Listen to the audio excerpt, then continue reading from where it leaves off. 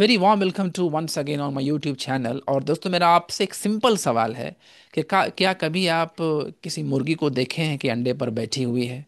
और डेफिनेटली आप देखे होंगे कि किस दिन के बाद वो लाइफ क्रिएट कर पाती है।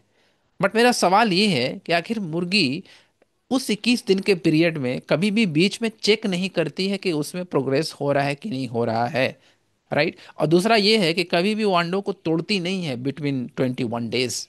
आखिर ऐसा क्यों? तो आपके माइंड में डेफिनेटली आंसर ये आ रहा होगा कि सर, ये कोई लॉ नहीं है, ये तो एक नेचर है, ये नेचुरल चीज है। डेफिनेटली जब हम किसी चीज को सरफेस लेवल से देखते हैं तो वो हमें नेचुरल ही लगता है, राइट? और चूंकि हम उसे अपने आंखों से देखते हैं इसलिए हम उस पर भरोसा कर पाते हैं कि किस दिन का ये प्रोसेस होता है, जो क्या है कि एक रिप्रोडक्शन वे है हेन का।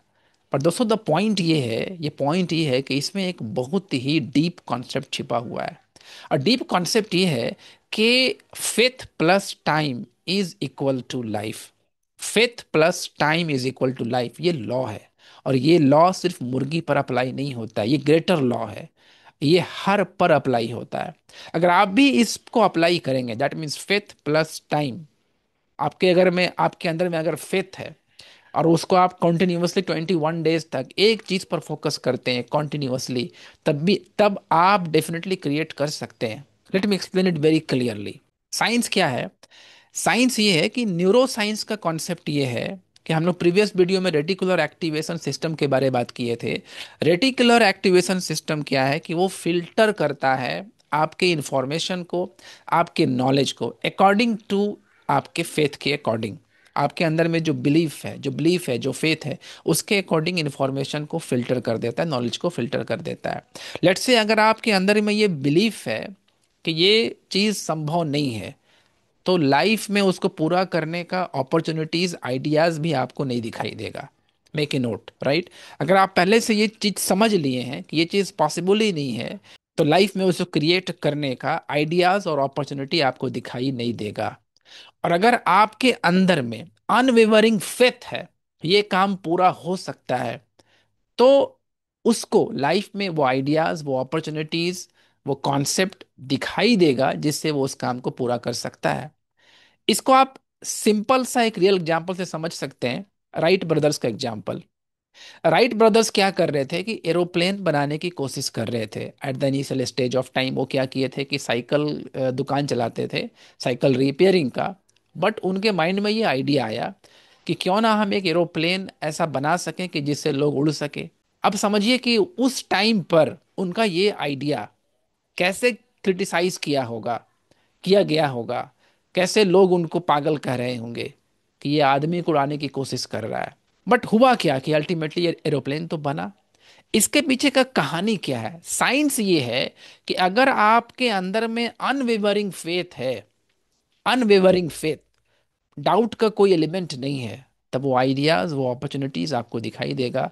अदरवाइज वो आइडियाज और अपॉर्चुनिटीज उसको पूरा करने के लिए आपको दिखाई नहीं देगा। राइट ब्रदर्स के माइंड में अनवेवरिंग फेथ था, कोई डाउट का एलिमेंट नहीं था। उनको भरोसा था कि हम ये काम कर सकते हैं। अल्टीमेटली क्या हुआ, आइडियाज, अपॉर्चुनिटीज दिखाई दिया और उसको वो एक्ट किए, और देन अल्टीमेटली उसको पूरा कर पाए। तो रेटिकुलर एक्टिवेशन सिस्टम क्या है? अगर आपके अंदर में डाउट है किसी भी काम के लिए, तो उसको पूरा करने का रास्ता आपको दिखाई नहीं देगा, राइट? ये साइंस है, न्यूरो साइंस। और आपको जानकर ये हैरानी होगा कि अकॉर्डिंग टू न्यूरो साइंस, आपका जो रेटिकुलर एक्टिवेशन सिस्टम है, वो with in A second, 1 second में 10 मिलियन बिट्स इंफॉर्मेशन को फिल्टर करता है। तो अब आप डॉट को कनेक्ट कीजिए कि डेफिनेटली हर कोई के लाइफ में कुछ इच्छा होता है बड़ा करने का, लेकिन वो नहीं कर पाते हैं। रीजन क्या होता है? उनको रास्ता नहीं मिलता है, उनको अपॉर्चुनिटीज नहीं मिलता है, उनको आइडियाज उनके माइंड में नहीं आता है। देन वो कहते हैं कि लाइफ में अपॉर्चुनिटी नहीं है। देन वो कहते हैं कि बहुत टफ है, बहुत मुश्किल है। ऐसा क्यों?